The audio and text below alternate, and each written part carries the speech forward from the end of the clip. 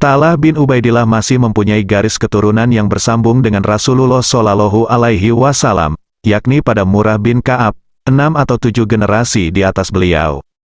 Ketika ia sedang berdagang di pasar Busra, Syam, ada seseorang yang diutus oleh seorang rahib untuk mencari-cari orang yang datang dari tanah haram. Maka, Talha menyatakan dirinya dari Makkah, dan ia diajak menemui rahib yang beragama Nasrani itu di biaranya. Sang rahib bertanya kepadanya, "Apakah Ahmad telah muncul?"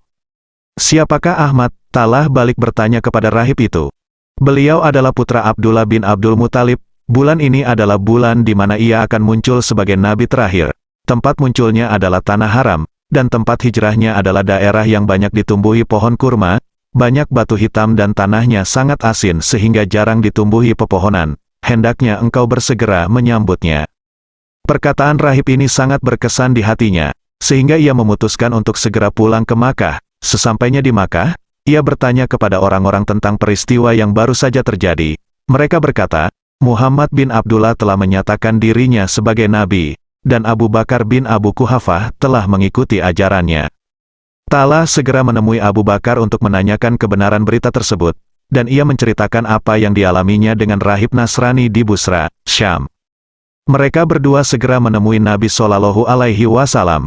Ketika ia menceritakan peristiwa dengan rahib Nasrani di Busra, Rasulullah Shallallahu Alaihi Wasallam sangat gembira atas pembenaran sang rahib dan makin menguatkan tekad beliau untuk terus mendakwahkan Islam, apapun resikonya. Talha sendiri seketika itu memeluk Islam, sesuai dengan yang disarankan oleh sang rahib tersebut. Sebagaimana para pemeluk Islam pada masa awal, ia tak terlepas dari penyiksaan dan teror dari para pembesar dan pemimpin kaum Quraisy untuk mengembalikannya ke agama jahiliyah, padahal ia seorang hartawan dan terpandang di antara kaumnya. Setelah keislamannya diketahui oleh orang-orang Quraisy, Nufail bin Huwailid, salah seorang pembesar yang terkenal dengan sebutan Singa Quraisy, mencari-cari dirinya. Mereka bertemu Talha sedang berjalan dengan Abu Bakar yang segera saja keduanya ditangkap dan disiksa.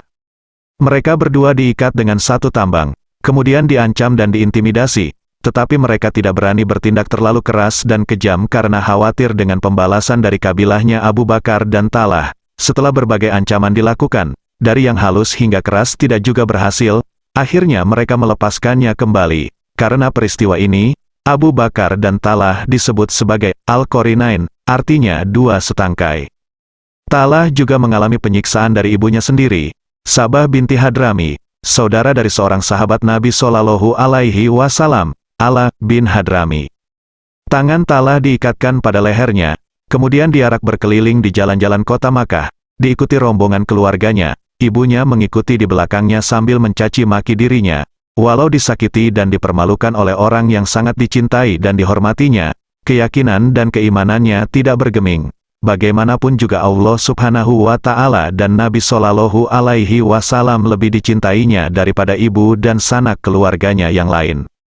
Talha bin Ubaidillah termasuk dalam As-Sabiqunal Awalin, kelompok yang pertama memeluk Islam. Ia juga salah satu dari 10 sahabat yang memperoleh berita gembira masuk surga ketika hidupnya. 9 lainnya adalah 4 sahabat Khulafaur Rasyidin, Abdurrahman bin Auf, Sa'd bin Abi Waqqas, Said bin Zaid, Zubair bin Awam dan Abu Ubaidah bin Jarrah. Pada waktu turun surah Al-Ahzab ayat 23, di antara orang-orang mukmin itu terdapat sejumlah laki-laki yang memenuhi janji-janji mereka terhadap Allah. Di antara mereka ada yang memberikan nyawanya, sebagian yang lain sedang menunggu gilirannya, dan tak pernah mereka merubah pendiriannya sedikitpun. Nabi Shallallahu Alaihi Wasallam menyapukan pandangannya kepada para sahabat yang berkumpul. Ketika menatap pada Talha, beliau bersabda, "Siapa yang ingin melihat seseorang yang masih berjalan di muka bumi, tetapi ia telah menyerahkan nyawanya kepada Allah, hendaklah ia memandang kepada Talha." Setelah hijrah ke Madinah, Talha hampir tidak pernah tertinggal berjuang bersama Rasulullah Shallallahu Alaihi Wasallam, kecuali pada Perang Badar. Pada perang ini Talha dan Said bin Zaid dikirimkan Nabi Shallallahu Alaihi Wasallam untuk tugas mata-mata ke suatu tempat.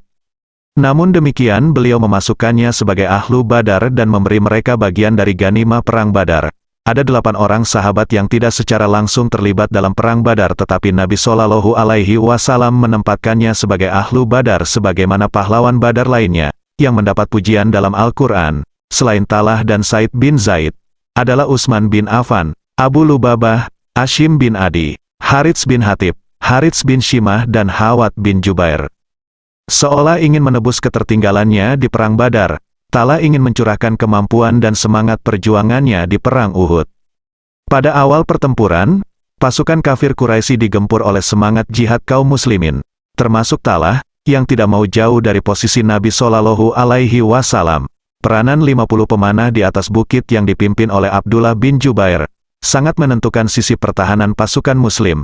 Nabi Shallallahu Alaihi Wasallam telah berpesan kepada mereka untuk tidak meninggalkan posisi tersebut, menang atau kalah, sampai beliau sendiri yang memerintahkannya. Setelah pasukan Quraisy kocar-kacir meninggalkan arena pertempuran dan meninggalkan banyak sekali barang-barangnya, pasukan pemanah ini sebagian besar tergiur untuk mengambil barang rampasan. Ibnu Jubair berteriak mengingatkan akan pesan Nabi Shallallahu Alaihi Wasallam, tetapi mereka tidak menggubrisnya. 40 pemanah meninggalkan posnya untuk berebut harta rampasan perang. Mengetahui keadaan itu, pasukan berkuda Quraisy yang dipimpin Khalid bin Walid berbalik lagi menaiki bukit, dan 10 pemanah yang tertinggal tidak berdaya menghadangnya sehingga mereka syahid semua. Pasukan Quraisy lainnya mengikuti jejak Khalid menyerang pasukan Muslim. Kondisi jadi berbalik, bahkan posisi Nabi Shallallahu Alaihi Wasallam jadi terancam. Beliau mencoba menghimpun pasukan Muslim di sekitarnya, dan hanya 7 orang Ansar dan 2 Muhajirin yang sempat melindungi beliau ketika gelombang pasukan Quraisy mendekati posisi Nabi Shallallahu Alaihi Wasallam. Satu persatu sahabat Ansar menghadang serangan mereka, sementara 2 sahabat Muhajirin pasang badan melindungi Nabi Shallallahu Alaihi Wasallam dari serangan yang mengarah pada beliau. Sa'ad bin Abi Waqqas menyerbu dengan panahnya dengan gencar, sampai Nabi Shallallahu Alaihi Wasallam perlu membantu mengulurkan anak panah kepadanya. Sedangkan Talha bin Ubaidillah menghadang para penyerang Nabi Shallallahu Alaihi Wasallam dengan pedangnya. Kekuatan sangat tidak berimbang. Satu persatu sahabat Ansar gugur, bahkan Nabi Shallallahu Alaihi Wasallam terluka, padahal beliau memakai baju besi. Tinggallah Talha dan Sa'ad bertahan mati-matian melindungi Nabi Shallallahu Alaihi Wasallam agar beliau tidak terkena senjata secara langsung. Namun demikian beliau sempat terjatuh ke dalam lubang dan darah mengucur dari pipi dan kening beliau, sehingga penyerang-penyerang tersebut sempat meneriakkan kalau Nabi Shallallahu Alaihi Wasallam telah wafat. Untunglah tidak berapa lama sekelompok sahabat berhasil menerobos kepungan dan berhimpun di sekitar Nabi Shallallahu Alaihi Wasallam. Yang pertama sampai adalah Abu Bakar, kemudian Abu Ubaidah bin Jarrah dan menyusul beberapa sahabat lainnya, termasuk seorang sahabat wanita, Ummu Amarah, Nasibah atau Nusyaibah binti Ka'ab. Tetapi pada saat yang sama, Talha roboh di hadapan Nabi Shallallahu Alaihi Wasallam karena terlalu banyak luka-luka pada tubuhnya. Makin banyak sahabat yang berhasil datang dan melindungi sehingga orang-orang kafir tersebut gagal memenuhi targetnya untuk membunuh Nabi Shallallahu Alaihi Wasallam. Ketika Nabi Shallallahu Alaihi Wasallam memerintahkan Abu Bakar dan Abu Ubaidah memeriksa keadaan Talha, terdapat 70 luka-luka sobekan dan tusukan, tetapi nyawanya masih bisa terselamatkan. Jika Abu Bakar menceritakan saat-saat kritis Nabi Shallallahu Alaihi Wasallam di Perang Uhud, yang hampir saja beliau terbunuh, ia selalu berkata, hari itu keseluruhannya adalah milik Talha. Talha adalah seorang pejuang yang tangguh di medan-medan pertempuran yang diterjuninya, tetapi ia juga seorang pengusaha yang terampil dan bertangan dingin, sehingga harta dari hasil perniagaannya melimpah ruah. Bakat dagang ini telah dimilikinya sejak masa jahiliyah, seolah telah disiapkan untuk jadi ahlul jannah. Kekayaan yang dikumpulkannya lebih banyak digunakan untuk membantu orang-orang yang memerlukannya. Sejak lama ia dikenal sebagai Talha al-Khair, Talha yang baik hati, atau juga Talha al-Jud, Talha si penyantun. Ketika di Madinah, ia pernah terlihat begitu sedih dan berduka. Istrinya, Suda bin Auf radhiyallahu anhu menanyakan sebab kesedihannya tersebut. Maka Talha berkata, soal harta yang kita miliki ini, semakin hari semakin banyak saja, sehingga menyusahkan dan menyempitkan hatiku. Karena istrinya juga didikan Islam yang dipenuhi keimanan, ia berkata, bagi-bagikan sajalah kepada kaum muslimin yang memerlukannya.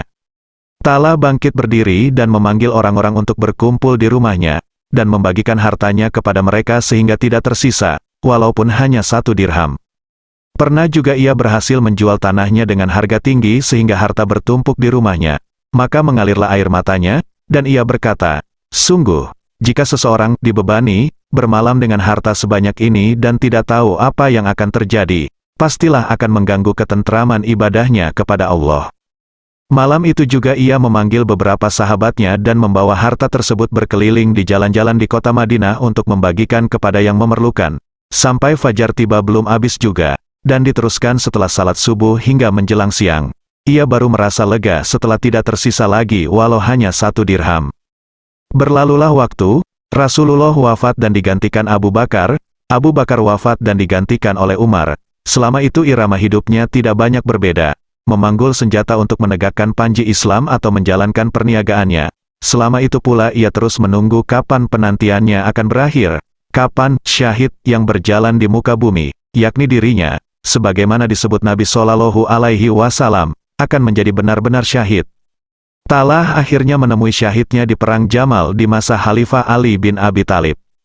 Ironinya, dalam peperangan tersebut ia bersama Zubair bin Awam dan Ummul Mukminin Aisyah memimpin pasukan dari Basrah untuk melakukan perlawanan kepada Ali bin Abi Thalib, dengan dalih menuntut balas kematian Utsman, padahal beberapa waktu sebelumnya mereka ikut membayat Ali sebagai khalifah. Inilah memang dahsyatnya bahaya fitnah, sehingga orang-orang terpilih di masa Rasulullah Shallallahu Alaihi Wasallam saling berperang satu sama lainnya. Ada perbedaan pendapat tentang syahidnya Talah. Satu riwayat menyebutkan, ketika pertempuran mulai berlangsung dan dari kedua pihak berjatuhan korban tewas, Ali menangis dan menghentikan pertempuran, padahal saat itu posisinya dalam keadaan menang. Ali meminta kehadiran Talah dan Zubair untuk melakukan islah. Ali mengingatkan Talah dan Zubair berbagai hal ketika bersama Rasulullah Shallallahu Alaihi Wasallam, termasuk ramalan-ramalan beliau tentang mereka bertiga.